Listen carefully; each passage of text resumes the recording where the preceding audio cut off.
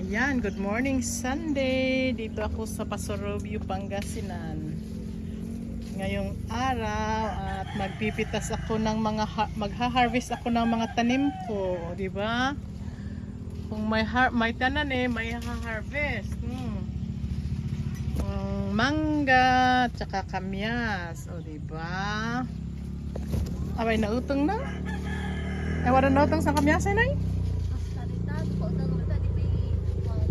Adi alak talaga guard ito eh. Charot. Diba? Kamyas. Slowly. Para hindi maputol yung mga liliit. Diba? Oh my God. Yung bagkitin tarimarak dito yan, BT. Siyang. Kasi, kung kinuha yung tito ang banana, sa akin ang kamyas. Oh my God! Shoot! Sorry. Oh, yun oh. Doon pa sa taas. Inayad kumot nga ng puting amni.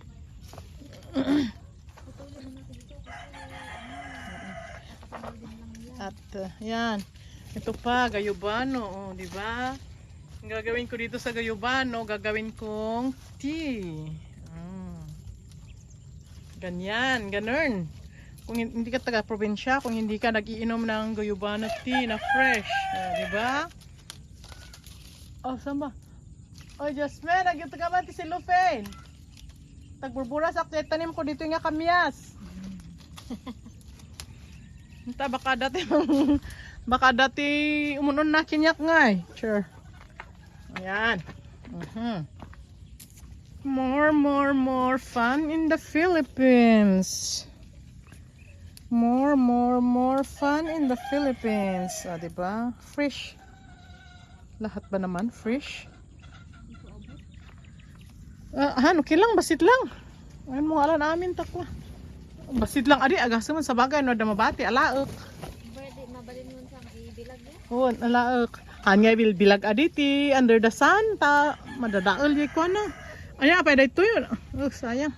Kado madadakol ta alam to ti kakin akin bagi sumaruno akin mula.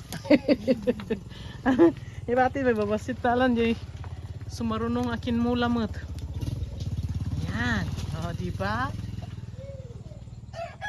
More fun in Pangasinan. Okay na, tama na.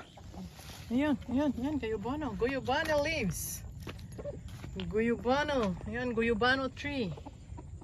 Diba? Alright. Nya pa, ito mabaling i-harvest ko di tangan mulak. Ayan. Ito, italon ko, char.